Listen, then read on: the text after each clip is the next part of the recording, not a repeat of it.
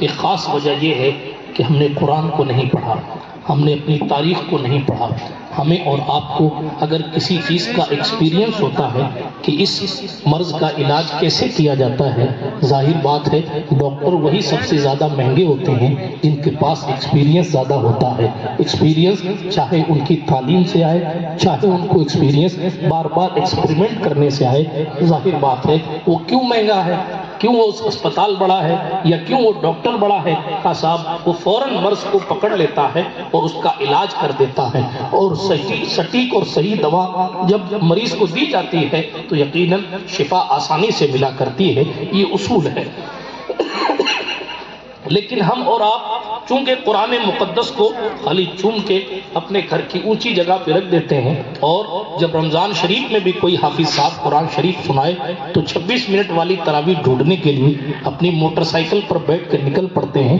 کہاں خون پھان کرنے والا مولوی کہاں جلدی سے نماز پڑھا رہا ہے، چلیں اس کے پیچھے 8 رکعت، 16 رکعت، 12 رکعت، 20 رکعت، جیسا جیسا کود پھان کر کے اور مرغے کی پھونک کی طرح سجدے کر کے جلدی سے اپنے گھر آ جائیں، بلکہ گھر نہیں آئے، کبھی چلے جائیں بمبا پر، کبھی چلے جائیں ساتھیہ پر، کبھی آ جائیں بکرا منڈی، اور آدھی راتیں بلکہ پوری راتیں ادھر ادھر صرف کر دیں، اور پھر جب رمضان ختم ہونے لگے تو پھر بیٹھ کے پڑھے الوداع الوداع، نیکیاں کچھ کر نہیں سکے ہیں تو کیوں نہیں کری تھی؟ پھر ہاتھ کس نے پکڑا تھا؟ ابلیس بھی تو باندھ دیا گیا تھا، کیوں کری تھی بھئی؟ ایسے رات بھر آپ نے کیوں ادھر ادھر گزار دی؟ اب آنسو بہا رہے ہیں مگر مچھ والے، اب جناب ارے نیکیاں کر کے اگر رو تو بات سمجھ میں آتی ہے کہ صاحب ہمارے دامن میں وہ نیکی نہیں جو معبود کی شان کے لائق ہو، لیکن رات کو تو مٹر کشتیاں میں کرتا گزرتی ہے، رات کو تو تراویحاں نہیں پڑھتا، عبادتیں نہیں کرتا، شب قدر میں نئی چکن کی دکانیں تلاش کرتا ہے اور نئے ٹھیلوں کا ادگھاٹن کرتا پھرتا ہے، آج یہاں سے کھائیں گے، آج وہاں سے کھائیں گے۔ ایک ایسے لوگ اللہ کی پناہ۔ ایک بھائی کو میں نے پوچھا بھائی تراویح کیوں نہیں پڑھتا؟ تو کہا ہماری ٹیم نے ایک نیا سسٹم سیٹ کیا، کہا کیا؟ آج یہاں پڑھیں گے، کل وہاں پڑھیں گے، پرسوں وہاں پڑھیں گے۔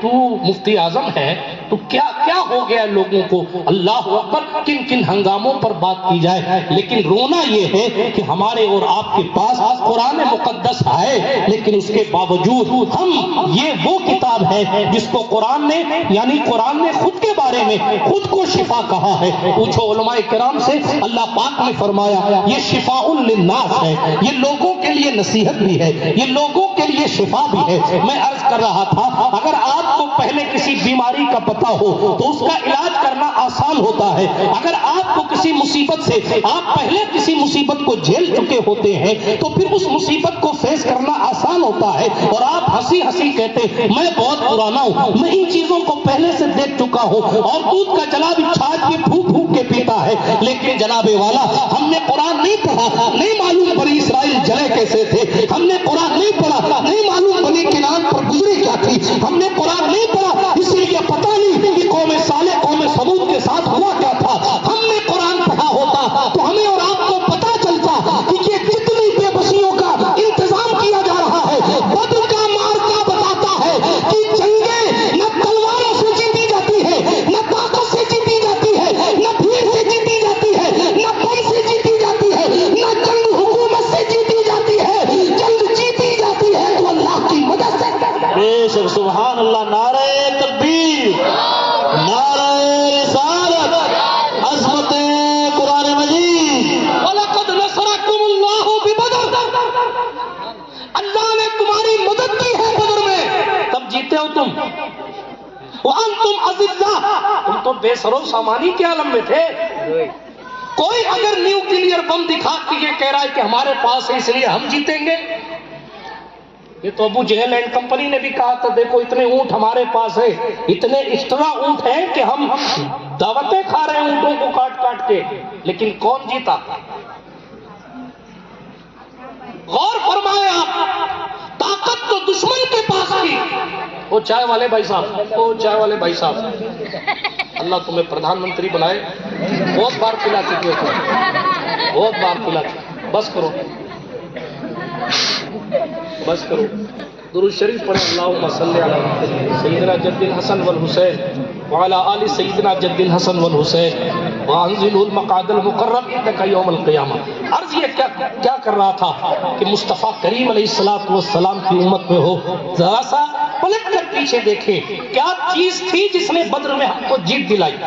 دنیا آپ کو بھیڑ دکھا رہی ہے کہ ہم زیادہ ہیں، تو بدر میں بھی تو ہم کم تھے۔ آج اگر کم ہے تو بدر میں بھی تو کم تھے۔ نہیں صاحب، آپ کے پاس ایٹم بم نہیں ہے، وہاں تو تلواریں بھی نہیں تھی۔ پوچھو علماء کرام سے، 2 گھوڑے تھے، کتنے؟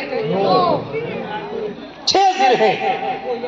زیرہ کہتے ہیں پروٹیکشن کے لیے سینے پر جو لوہا پہنا جاتا ہے اس کو زیرہ کہتے ہیں، اور جو ہیلمٹ پہنا جاتا ہے اس کو خود کہتے ہیں۔ 6 زر ہیں، 2 گھوڑے، 8 تلواریں۔ 300 پلس لوگوں کے پاس صرف 8 تلوار تھی۔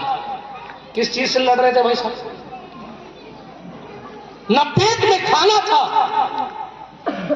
پیٹ پر پتھر بندھے تھے، نہ جسمانی طاقت تھی، ہماری طرح موٹے موٹے بھی نہیں تھے۔ اللہ ماشاءاللہ، اگر موٹے موٹے ہوتے تو پیٹ سنبھالتے کہ بھاٹے سنبھالتے؟ پتھر کیوں باندھا جاتا تھا؟ کیونکہ بھوک کی وجہ سے، آنکھ خالی ہونے کی وجہ سے پیٹ کئیوں کے پیٹ سے لگے ہوئے ہوتے تھے، پیٹ اتنے اندر تھے، اس لیے پیٹ پر پتھر باندھے تھے تاکہ کچھ لوڈ رہے اور کسی قسم کی کمزوری 2-2 کلو 3-3 کلو کی تلوار چلانے میں محسوس نہ ہو، اس لیے پیٹ پر پتھر باندھے جاتے۔ غور فرمائیں آپ، ان کے پاس جسمانی طاقت بھی نہیں تھی بظاہر، ہر بندہ علی حیدر تو نہیں تھا نا، نہ ظاہری جسمانی طاقت ہے سب کے پاس، نہ تلواریں ہیں سب کے پاس، نہ زریں ہیں سب کے پاس، کہ سامنے سے اگر تیر چلے تو بچاؤ گے کیسے؟ سامنے والا اگر آپ کو تیر مارے تو کیسے بچاؤ کرو؟ جنگ میں خود پہن لیا جاتا تھا کہ سر کا بچاؤ ہو جائے، زرہ پہن لی جاتی تھی تاکہ جناب والا سینے کا بچاؤ ہو جائے، تیر سے بچنے کے لیے لوہے پہنے جاتے تھے۔ آج کے دور میں بلیٹ پروف جیکٹ آ گئے ہیں تاکہ گولی نہیں لگے، اب تو شیشے آ گئے ہیں، بلیٹ پروف شیشے آ گئے۔ یہ بڑے بڑے جتنے اپنے آپ کو سپریم کہنے والے لوگ ہیں نا، وہ بڑے بڑے یہاں سے لے کے امریکہ تک بیٹھے ہوئے ہیں، وہ سب بلیٹ پروف شیشے کے اندر پیک رہتے ہیں کہ اگر کوئی گولی چلائے بھی تو ہمارے شیشے کی وجہ سے گولی اندر نہیں آئے۔ ڈرپوک تم ہو کہ نہیں ہو یہ تمہارا فیصلہ خود بتا رہا ہے۔ بات دور نہ چلی جائے، ہم غیروں کی بات کیا کریں، ہم تو اپنوں کی طرف ذرا سا دھیان دیں، توجہ کریں۔ ہم اور آپ جب بدر کو پڑھتے ہیں عقل حیران، لیکن سب سے پہلی بات تو یہ ہے کہ صحابہ امتحان میں پاس ہوئے، کیونکہ ایمانی لیول یہ تھا جب حضور علیہ السلام نے جمع فرمایا۔ بدر پری پلان جنگ نہیں تھی اسلام کی، اسلام کی فرسٹ پری پلان جنگ احد ہے جو پہلے سے تیاری کر کے لڑی گئی ہے۔ بدر کا معاملہ صرف اتنا تھا کہ ایک ابو جہل کی کمپنی ہتھیار خریدنے کے لیے دوسرے ملک میں گئی تھی۔ آپ کو سمجھانے کے لیے شارٹ میں عرض کروں، وہ جب وہ قافلہ ہتھیار خرید کے پلٹ رہا تھا، حضور علیہ السلام کو خبر دی گئی یہ ہتھیار خرید کے لے جائیں گے، اپنے خلاف تیاری کریں گے اور کل اپنے سے لڑنے آئیں گے۔ سرکار مصطفیٰ کریم کو مشورہ دیا گیا کہ یا رسول اللہ علیہ السلام، ان کے ہتھیار ابھی ان کو یہیں لے کے چھین لیتے ہیں، ورنہ واپس طاقتور بن کے آئیں گے تو جنگ بڑی ہو جائے گی۔ بہرحال حضور علیہ السلام نے انصار کو جمع کیا، مدینہ کے اصحاب کو جمع کیا۔ مکہ والے تو آپ کے ساتھ تھے ہی جو ہجرت کر کے آئے تھے، جناب بہت ڈیپ اور بہت گہرائی میں نہیں لے جاتا، مگر ایک صحابی رسول ایک قبیلے کے امیر ہیں، ان سے حضور علیہ السلام نے فرمایا کیا تم ہمارے ساتھ دشمنوں سے جنگ لڑو گے؟ اللہ اکبر! یہ کون لوگ تھے جنہوں نے مکے والوں کو اپنی جائیداد میں حصے داری دے دی؟ اب میں جلسہ مواخات پڑھوں گا تو بات دور چلی جائے، لیکن اتنا عرض کرتا ہوں، مدینے کے وہ صحابی تھے جن لوگوں میں سے کسی نے یہ بھی کہا کہ مکے سے اگر کوئی میرا بھائی مکہ مکرمہ چھوڑ کر حضور کے ساتھ مدینہ آیا ہے اور اگر میری 2 بیویاں ہیں تو میں ایک بیوی کو طلاق دیتا ہوں تاکہ وہ اس سے نکاح کر لے، میرے 2 کھیت ہیں تو میں ایک کھیت اس کو دیتا ہوں تاکہ اللہ اکبر وہ آسانی سے زندگی گزار سکے۔ یہ مصطفیٰ کے وفاداروں نے کام کارنامہ دکھایا کہ یہ جلسہ مواخات تھا، یعنی یہ بھائی بھائی بنانے کا جلسہ تھا۔ حضور علیہ السلام نے ایک مکی اور ایک مدنی صحابی کو بھائی بنایا، مکے کے رہنے والے صحابی کو مدینے کے رہنے والے صحابی کا بھائی بنایا۔ یہ بات چھوڑ دوں تو میرا عشق گوارا نہیں کرتا، علی حیدر کرار کو کسی کا بھائی نہیں بنایا۔ جب علی کو بھائی نہیں بنایا، علی حیدر سر جھکا کر رو رہے تھے، کسی نے جا کر کہا یا رسول اللہ، علی حیدر کرار رو رہے ہیں۔ حضور